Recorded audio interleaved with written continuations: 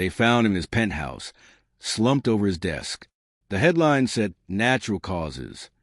A tragic young heart attack. A rising finance star, gone too soon." But I knew better, because I knew Nathan Winters. And Nathan didn't die from stress or genetics. He was murdered. We met in 2016, back when both of us were nobodies. Two junior analysts at Morgan Rowe Financial, shoved into a windowless office with flickering fluorescent lights and crusty Keurig pods. We bonded over sarcasm, caffeine, and options. Nathan had this intensity in his eyes, like he was constantly calculating. He didn't just want to succeed. He wanted domination. I remember him telling me once during lunch, "The real money isn't in playing it safe. It's in leverage and risk. I'd rather swing for $10 million and lose it all than grow 5% a year forever." I laughed at the time. He didn't. When COVID hit in 2020, the world panicked. But Nathan, he saw an opportunity. While people were hoarding toilet paper, he was hoarding Tesla calls and loading up on tech stocks that were tanking. He remortgaged his condo, maxed out 3 credit cards, and told everyone he was surfing the wave of history. By July, he'd made $2.3 million. I watched in awe. He quit his job, bought a corner-unit penthouse overlooking the city skyline, and built an online empire, a private Discord group called the Alpha Syndicate. Membership? $999 a month. No refunds. No exceptions. He curated it like a cult. Daily trade signals, AM voice chats, alpha leaks, exclusive interviews with anonymous whales. His following exploded. People worshipped him. But behind the scenes, he was changing. He became colder, paranoid, calculating. He kept what he called the list, a private spreadsheet with names of every member. Notes beside them, things like "too quiet," "watching," "copycat behavior," testing him, "start feeding bad trades," "monitor reaction." I saw it once. He showed it to me with a grin, like it was just a game. But it wasn't. I started pulling back. Something about it felt wrong.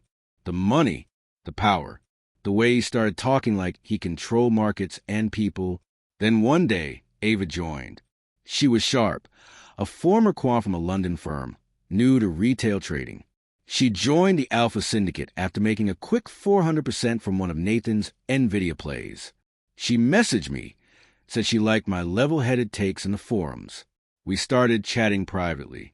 She told me Nathan had been messaging her, not just about trades, but personal stuff, asking where she lived, if she was open to partnerships, if she wanted to go bigger. She said it felt weird. I told her to block him. She said she would. She didn't. A week later, she vanished.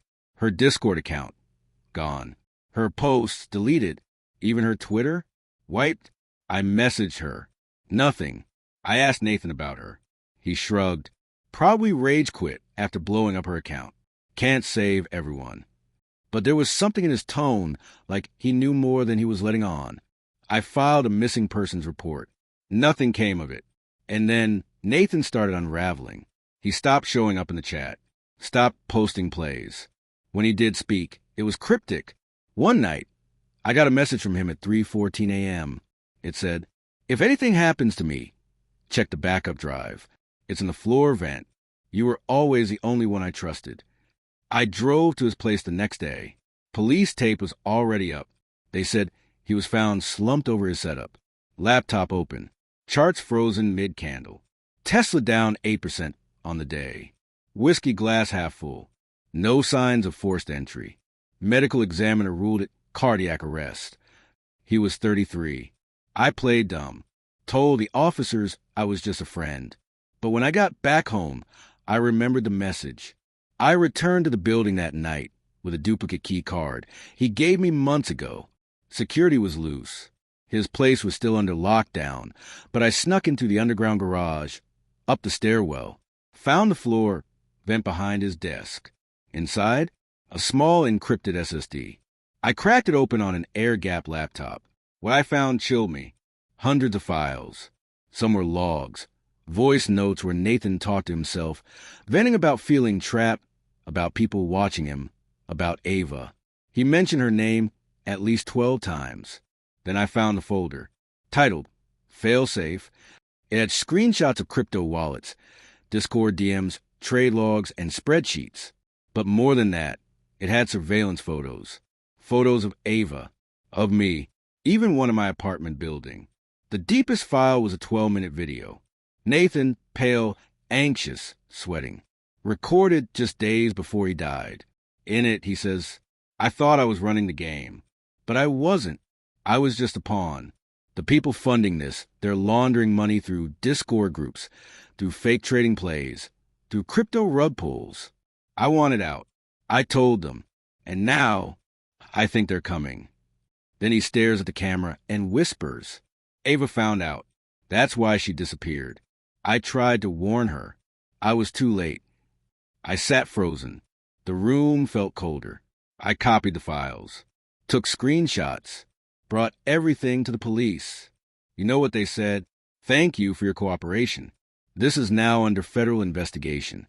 Please don't discuss any of this publicly. That was a year ago. Since then, nothing. No updates. No arrests. No headlines. Ava's still gone. Nathan's still dead.